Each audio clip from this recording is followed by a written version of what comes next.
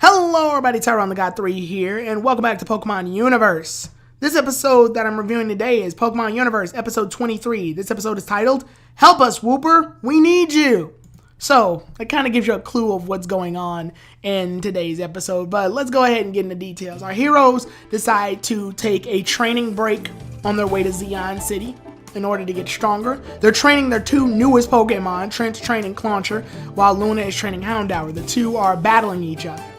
And while they're battling each other, Trent has Clauncher use Bubble Beam, Houndour is using Feint Attack, and yeah, the two are in it's a pretty fun fight. You know, they counter with Crab Hammer, and while they're fighting each other, Houndour ends up falling back. He gets a little frustrated that he's not getting a good edge in this fight, so the battle ends up becoming a squabble. Like, the two end up just fighting each other. Like, just actual fighting, not in traditional Pokemon sense. It's like a cartoony, like, you know, fighting. And during that squabble, though, they end up accidentally hitting a Pokemon that's in the background, Paris. They end up knocking into a small little Paris on the side. Paris ends up crying and getting upset that it ended up getting hurt due to Houndour and Clauncher's squabble.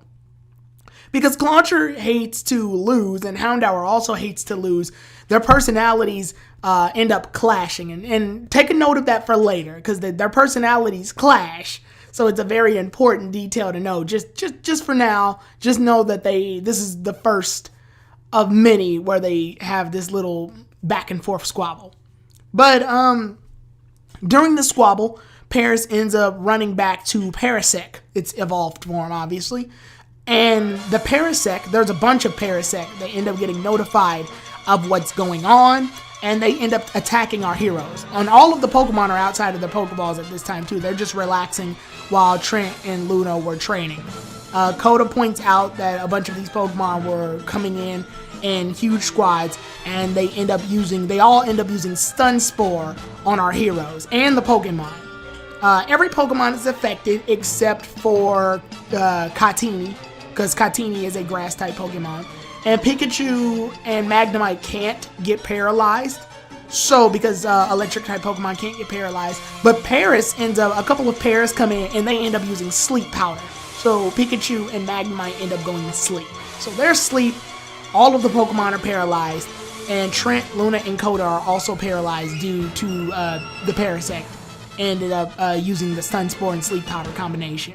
So everybody can't move, except for Wooper. Reason being, Wooper was swimming during the time that all of this was taking place. Wooper was near a small little pond, and he was swimming. He emerged from the water and noticed that everybody couldn't move, and two of the Pokemon were asleep. Wooper's confused by the situation, but this is Wooper we're talking about. So instead of taking it with any type of seriousness, he just happily goes up and thinks that they're playing a game. Wooper then uses Water Gun on Coda's face, running gag, it's funny. And Luna states that the only way that they're going to not be paralyzed anymore is if they get some cherry berries that are further deeper down in the forest. Coda tells Wooper in order to free them that they're going to need cherry berries. Wooper looks at him as if he's speaking a completely different language and has no acknowledgement of the crisis that is going about before him. He tries to get more descriptive and be serious about the matter. He even states that he believes that Wooper can do it. Wooper then realizes at last minute, okay, I'm going to have to go down and get the cherry berries. So Wooper makes it a mission to go get the cherry berries. Now, Trent knows that Wooper is the oddball out of their entire family of Pokemon. So Trent states that Wooper is probably not going to succeed in this mission, and they're probably going to be stuck there forever.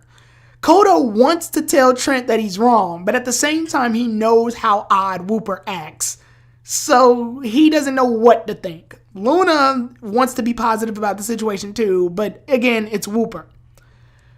After Wooper walks into the forest for a while, Wooper completely forgets the reason that he left in the first place. So yeah, that's what we're dealing with. He ends up seeing a bunch of Oddish, and they're surrounding a Blossom. And Blossom is upset. And the reason it's upset is because it keeps touching its head. When Wooper approaches the Blossom, the Oddish act all defensive and try to defend the Blossom. Blossom, however, doesn't really need them to defend her. She just is more upset than anything else. And Blossom explains that the reason that it is upset is that it is the queen of all of the Oddishes. The Blossom that's in this forest is like the queen of the Oddishes. And right now, it doesn't have its crown, the flower crown that it always wears, because it has a flower crown. At least this Blossom does. And she feels like unless she gets it back, she's not going to be happy again. Wooper tries to cheer Blossom up by using some cool little water gun tricks and dancing. It does a little like dance and cool little water tricks, and it acts weird. The Oddishes get upset. They're like royal knights. They're about to cut this thing's throat. But Blossom tells them to back off because she actually thinks that Wooper is very amusing. And Wooper cheered her up. So she really wants that flower crown though. And Wooper notices that on top of the trees above the Blossom are cherry berries. And then it suddenly hits Wooper why he left in the first place was to get those berries. Blossom tells Wooper that if Wooper can get the flower crown, then she will order the Oddishes to get the cherry berries. So at that point, Wooper then agrees and state that he'll go and get the flower crown back. And then while Wooper heads off to go get that flower crown, Blossom accompanies two other Oddishes to come with it. So Wooper is traveling alongside two Oddishes, and they're going to go get that flower crown back. They see that the flower crown was taken by a female Pangoro. Yes, a female Pangoro has the flower crown, and it's wearing it because it just likes it. It likes the crown. It likes the way it looks. So he's basically chilling, or she's chilling, the female Pangoro. And when Wooper goes up to introduce itself to the Pangoro is angry at first. It doesn't know what's going on. It just sees that there's Pokemon walking up on it. The Oddishes demand that Pangoro give up that flower crown. They even try to attack Pangoro. This does not end well for the Oddishes. The Pangoro, she ends up getting pissed and basically chasing the Oddishes. So they end up running away. Wooper is so confused by the situation, but not in a concerned way, just in an I forgot why I even came here way. Because Wooper completely forgot about the flower crown when he got there. Yeah, he just sort of, when he showed up, he was just there. The Oddishes knew the objective. Wooper just sort of spaced out. But Wooper does notice that there's a small little panda Pokemon, Pancham. And Pancham is playing with some rocks. He's like tossing a rock in the air and having fun with the rock, playing with it like it's a ball or something. Wooper comes over and decides to play with Pancham. When Pancham throws the rock, Wooper ends up balancing the rock with water gun, ends up knocking it back with its tail. They're playing. They're just playing catch with each other with the rock, and Pancham is having a blast. When Pangoro's still chasing the Oddishes, Pangoro looks back and notices that Wooper is playing with Pancham. And Pangoro, as a mother, is heartwarmed to see that Wooper and Pancham are having so much fun. She's glad to see that her son is having a blast. So, to thank Wooper, Pangoro introduces herself, and Wooper then, it finally snaps to Wooper, oh yeah, I need that flower crown. Pangoro doesn't want to give up the flower crown, but because Wooper was so nice and played with Pancham, Pangoro gives Wooper the flower crown. So Wooper's successful and heads back. And because of this, and Pancham waves goodbye to Wooper, and they all have a nice little goodbye. And then they head back into the different section of the woods where Blossom is. Wooper gives Blossom the flower crown.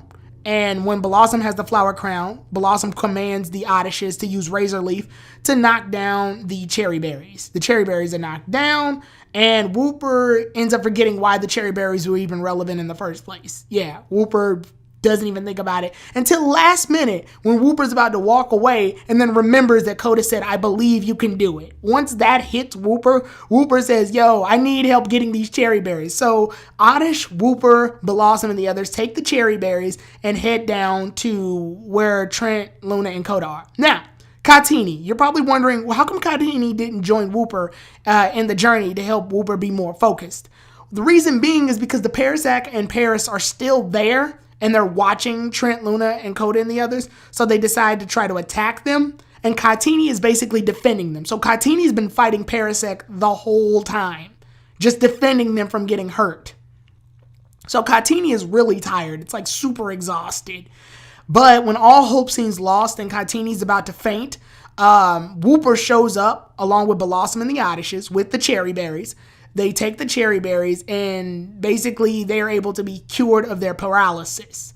They're able to effectively cure them of the paralysis, and the Parasac and Paris leave. And when they end up leaving, everyone thanks Whooper for a job well done. When Blossom and the others show up with them too, Whooper is happy and thanks Blossom, and Blossom thanks Whooper for getting the flower crown. Whooper even uses water gun on Blossom and to show that it likes him, kind of like what he does with Coda. And when Coda tells Blossom, hey, it used a water gun on you, that means it likes you, Blossom blushes a little bit because Blossom actually likes Whooper's weird persona, like weird personality. And with that said, they all part ways. Blossom and the Oddishes say bye to Whooper, and everyone's proud of Whooper, and they throw a little thank you party for Whooper, and Whooper's done it, yay! And that's basically how the episode ends. I wanted to give Whooper some spotlight. I like this little Pokemon. Whooper to me has always been a very weird Pokemon to begin with, and I just wanted to find some way to put him into the series so that stuff like this can happen, and I felt like we were well deserving of a Whooper episode. Whooper is like the comic relief of this entire group of Pokemon, at least in its own little way, and it's an oddball Pokemon. So I always thought it'd be fun to have an episode where Whooper has to take pretty much responsibility for everything, and the way it acts, it can solve the problems, but they're always inadvertently. Like Whooper ends up completely spacing out for a lot of this episode, or forgetting why it came, or always finds a solution that isn't direct. It doesn't battle the Pangoros, it doesn't battle the Oddishes. It tackles the issue by being nice and just being fun, which is something I always feel like is a great way to diversify your characters. Not every character in a series that you write has to solve problems the exact same way. I have a lot of Pokemon battles in Pokemon Universe, so it's actually pretty refreshing to come back to this episode and go, yeah, I made an episode where problems are solved through different means. Just, a different way of approaching a certain conflict. So I was going to make this a Coda episode, and it still kind of is a Coda episode inadvertently because this is Coda's Pokemon. So a lot of Coda's development is just believing that Whooper can do it when the others pretty much don't. But a lot of this episode goes off to Whooper, and it can be also labeled off as just like a Pokemon exclusive episode. I think the narrator does explain what's going on, or to the very least what I do is that sometimes instead of narration, I'll have action, I'll have what I call action quotes or action lines. These are basically, in theater, those would be like what the action is being said. I feel like if this were done in a TV series, then a lot of the Pokemon would just pantomime, so us as people would be able to pick up the clues. Kind of similar to how Pokemon Pikachu's Vacation was, where the Pokemon didn't have to physically talk, they just sort of did emotes and pantomiming, and you were able to pretty much pick up on what's going on. That's the same way here. So when I say, oh, Blossom says this or Whooper says this, they don't physically say it. I don't write down quotes and then they just start randomly talking in English or anything. What I do is that I type in what's implied. So it's like, oh, Whooper needs the flower crown. So it's like Whooper explains that she needs the flower crown because you can see it. Blossom is holding onto her head and pointing out the fact that there used to be a crown there. Like, oh, dude, one of those weird little anime, like, flashy things where there used to be an item there, now it's not there anymore. Something like that. Just to help guide the imagination as to what's going on. So I know this was a hard episode to actually, like, review to you guys because I had to explain each and every step of what's happening rather than the character themselves expressing it or saying it. But yeah, it was fun to make an episode like this. So, what are your thoughts? Did you like this episode? Did you not like this episode? I generally know that in my heart of hearts this is kind of a filler episode, but there is some development. I mean, I have Trent and Luna start off the episode training their new Pokemon. I think that was, very well needed. And I also, I'm a sucker for character development, so I wanted Wooper to get some well-deserved character development. Even comic relief Pokemon, I feel like, need to have some level of development that can help them. And it was a fun episode to write. It was just a very short breather episode because I had plans. I didn't have plans on making what episode 23 would be. I already knew what episode 24 and 25 were, but obviously 23 comes before them, so I needed to think of an idea. And this was the first thing to come up in my head, so that's why I did that. But leave your thoughts in the comment section below. The next episode is titled Episode 24, and that episode is titled Pokemon Universe, Episode 24, Professor Doku's Lesson in Poison. With that said, I'll see you all then, everybody. Tyrone the God 3, out.